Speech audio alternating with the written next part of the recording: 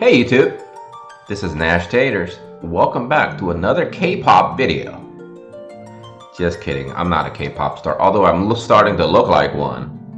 But seriously though, I need to get a haircut perhaps soon here. But seriously, COVID-19, it's getting worse and worse. And good luck to all of you out there, first off. Another thing is, obviously, I just got off work this morning and I just woke up, so pretty tired, but hopefully I can recuperate today and have some fun playing the game and talk about something that I really wanted to add on to what I did in a video yesterday in the notice boards, and that is talk about the new helm from the Final Fantasy XIV Shadowbringers raid. The Bale, I cannot pronounce the next word because it's a French word, so perhaps they should have just used dark helmet instead of the Bale, whatever the new word is.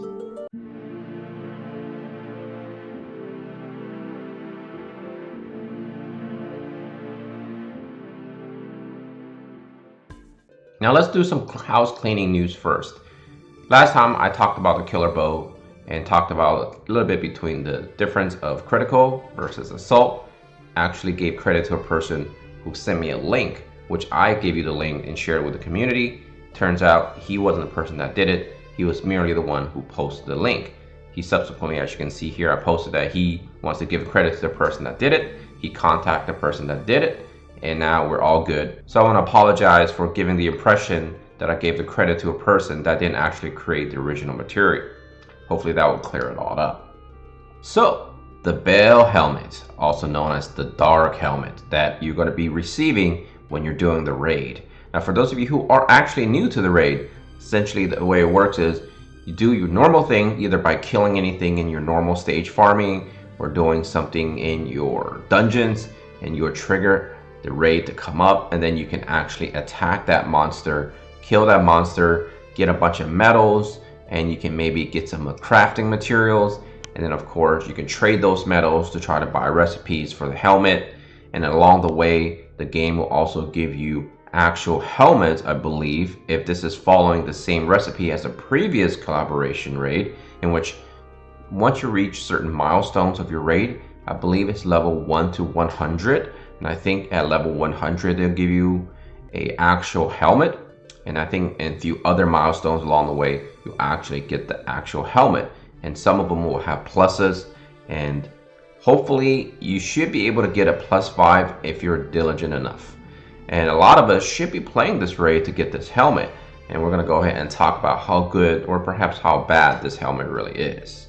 I'm going to go ahead and now I'll tab over to, of course, the WOTV FFBE.GameA.co. Now I don't really use this site quite as often, but this site does offer at least the basics, so at least you can come on here and check out the basic stats, which is what I'm going to use this for. It is in English, and I believe it's translated from Japanese. Sometimes the English translation isn't that great either, but overall it's still fairly useful.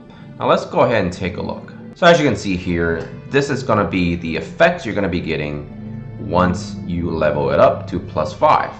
At +0, you will get the automatic effect of disable resistance +25. And along the way, once you get it to +5, you get a piercing resistance of +10. And you notice that the jump from +4 to +5 is doubled, 5% to 10%. And this is where ultimately players must make the decision, because getting a +4, generally speaking, is a lot easier than getting a +5. And you have to sit here and evaluate, is it truly worth your time to get the extra 5% by grinding essentially a lot longer in the raid. Right now we have other things that you can farm, so sometimes maybe you need to figure out what's more important to you, getting a +4 helm over your quality equipment or finishing off some of your MR equipment, because a lot of us do not simply have the time of the day to be farming everything up to +5, at least the first time go around. Okay, let's take a look at the different actual subtypes. We have Vital, which will give you 684 HP, 4 defense, 2 spirit. It looks like this could be negatives. I'm not sure if these are negatives or positives, but it looks like it's a negative. So let's say it's a -3 agi and -8 crit.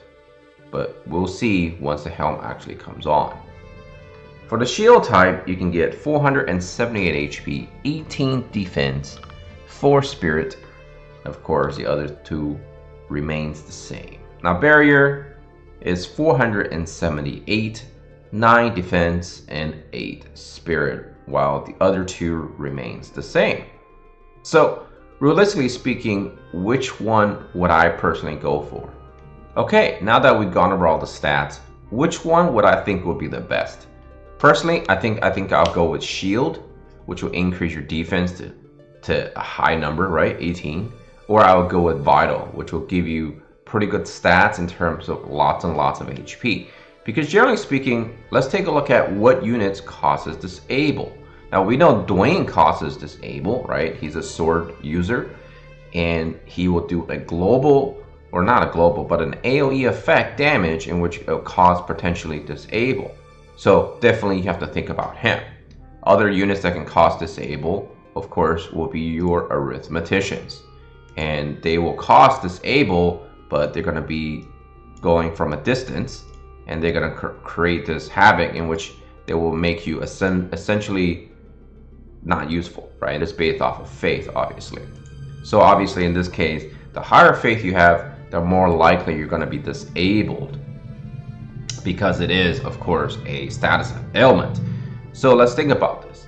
If you're using tanks, generally speaking, one of the usual strategies people go with will be lowering your faith. So therefore, you will not get affected by the status ailments as much. But this helmet essentially can allow you to have extra faith.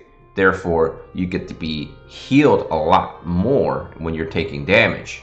For example, one Auguras that I faced in Arena, or maybe it was Guild Wars, this unit had 97 faith, and it was able to actually inflict a lot of her abilities, which one of them is disable, believe it or not.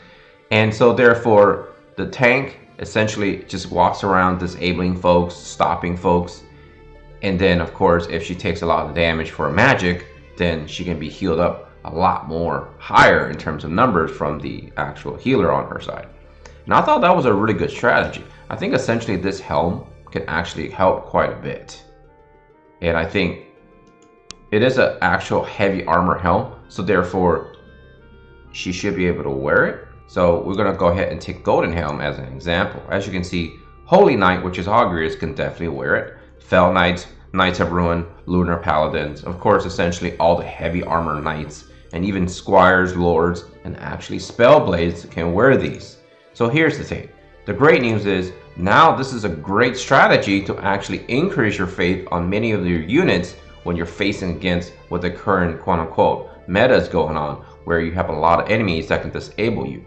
Also, for those of you who have endured the tediousness of the brutal grind, or perhaps the normal grind of the Shiva raid, you also notice that those skeletons' normal melee attacks can also disable you. Therefore, now your tank should have a much easier time dealing with those situations. Overall, I think this helmet is easily a 9 out of 10 in terms of a grading scale, and personally from Nashtaters' recommendation. Personally, I will be farming this, but I'm not really sure if I should be going for 2+4s or 1+5, because imagine having 2+4s will allow 2 of your tanks to have access to this disabling effect, and of course just having 1+5 means you can only use it on one soldier. So the way I look at it is perhaps that's a better strategy to go with, and then having that mentality that you can actually now sort of increase your faith on some of your units in dealing with disable, therefore giving you a more array of possibilities in terms of your strategy.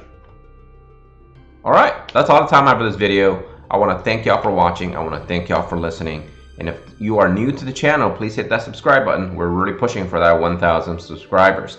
Until next time, take care of yourself and all your loved ones. Nashtaters and his family out of here. Peace, guys.